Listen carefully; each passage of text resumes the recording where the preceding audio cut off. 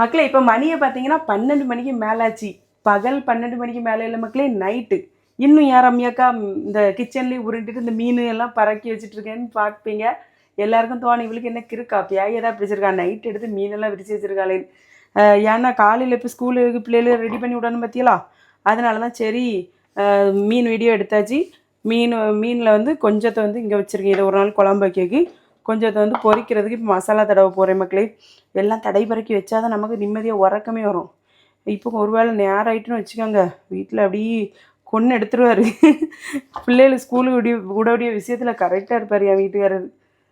அதனால தான் ஃபஸ்ட்டு வந்து இதை கொஞ்சம் நம்ம தடை பறக்கி வச்சோம்னா காலையில் டக்குன்னு ஒரு வெறங்குழம்பு வச்சோமா, வட்டையில் 2 துண்டு மீனை பொரித்து வச்சோமா, வேலையை முடிச்சோமான்னு கிளப்பி விட்டுருலாம்.